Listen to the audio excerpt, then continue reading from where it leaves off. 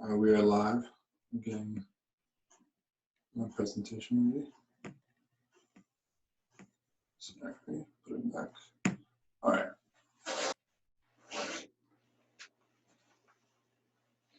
In sports nowadays, do rankings really matter? Let me give you some examples. A couple years back, UMBC made absolute history. The number 16 seed beat the number 1 seed Virginia. And then there's also draft picks like Anthony Bennett that kind of fall out of the league 2 or 3 years later into their career. Even better yet, do you really want to talk about comebacks? This year, yeah, our Cape Fear Academy Hurricanes, kind of a big deal. We beat Carmel Christian as a number 7 seed, them being the number 2 seed hosting the entire tournament. But also, I'm a basketball guy, so you might think I'm biased talking about basketball. And all these comebacks, March Madness is the way. But let me give you an example, the 1980 Miracle on Ice, U.S. winning gold over Finland 4-2. What are the odds? And better yet, how does Leicester City, the team that has a 1 in 5,000 chance to win the entire Premier League? Those are the questions of how an underdog comes to win. No matter what sense, it's all about the industry. Nothing has changed. They ultimately have been extending the industry and in these rankings to have these rankings. They want to gain viewer attention and ultimately bring in the most revenue, engaging their audience to the most possible. On the contrary, believe that they actually predict some outcomes, which what rankings are believed to do. But before we get into all that, we really should delve into the real facts about it. So rankings come down from the AP poll. The AP poll is a board of not really fine men, they're really old people, and they come together, it's a board, and they rank the best teams from 1 through 25. And it's based on multiple factors. So what are these factors?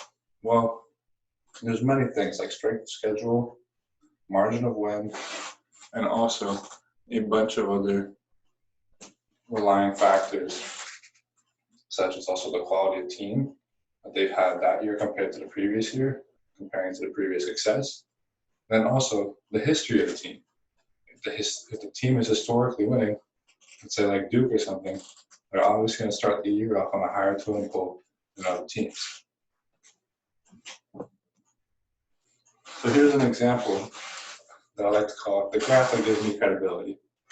So pretty much in this graph, what I have is college football rankings from the AP poll beginning to end, and then also their championship. So we have every single year, and we all know that every single year is changes. So why would they even have these rankings in the first place? See, that came from CBS. But then bringing on another example is from how it affects the youth. Rankings also come down to the youth from many lower levels, from bantam all the way up, they make their way all the way to high school. Now, Alan Stein, a very credible writer in the NBA, has brought in that with his knowledge, basically he is looked at as one of the top analysts and top writers in the NBA business. So him coming out and saying that ranking should not matter for young players, a real big thing.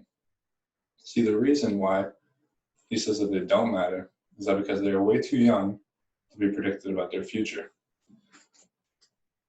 Better yet, I think of it another way. I think that they really do matter, but it's based on other factors when it comes down to the individual. See, when you break it down, and you have social media affecting their lives every single day talking about their ranking, the player usually seems to think that they are really much better than they are, and they're actually not. And it's just unfortunate that the rankings would have such an influence. So in that sense, yes, they would influence them, but it doesn't have any effect on how they play on the court. It's really about building their brand, and obviously with new rules coming in, high school students can even make money off this, which is huge.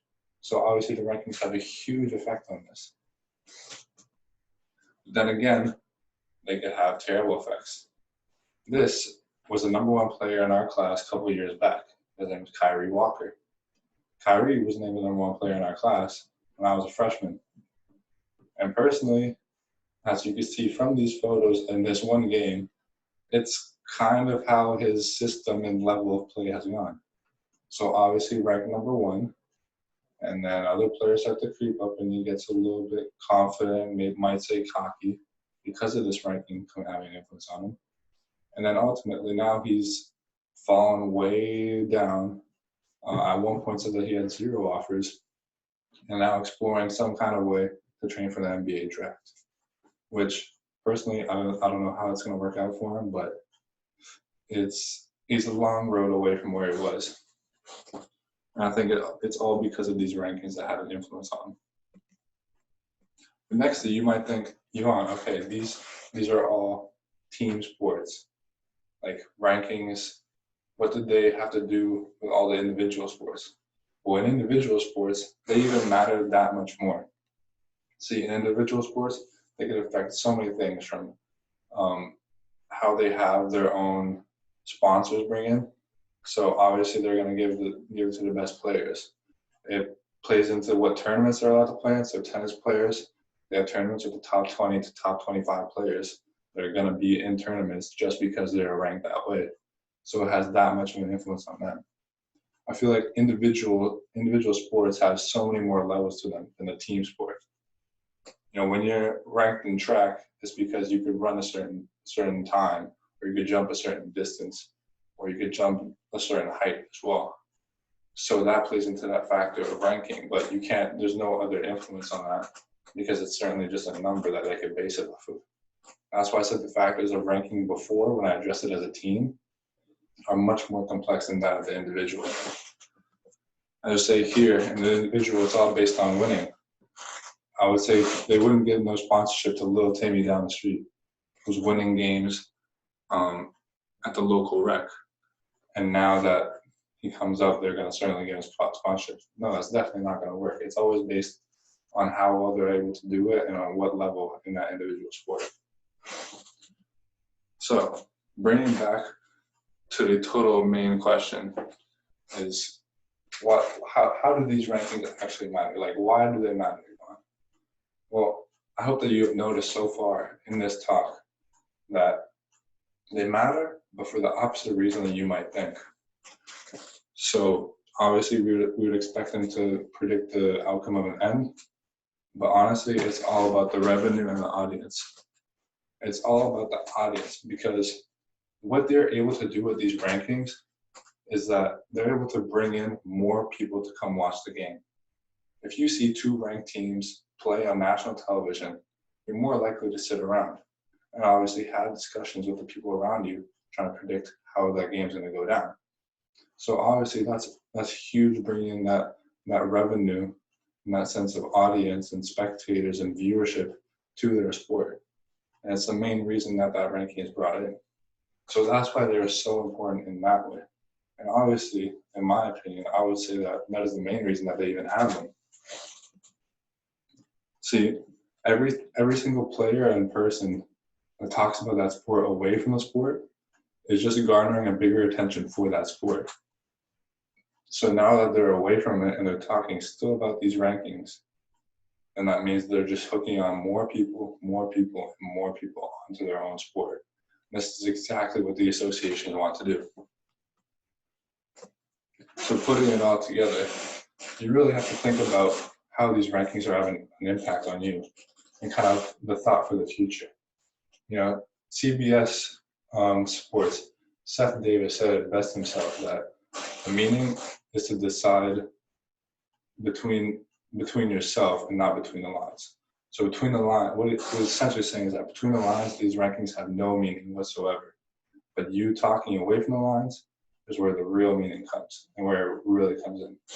So next time that you catch yourself arguing or fiddling or however you want to say it with another friend, then just know that you're talking for the reason to bring them revenue, and it's not about whether one team is better than the other.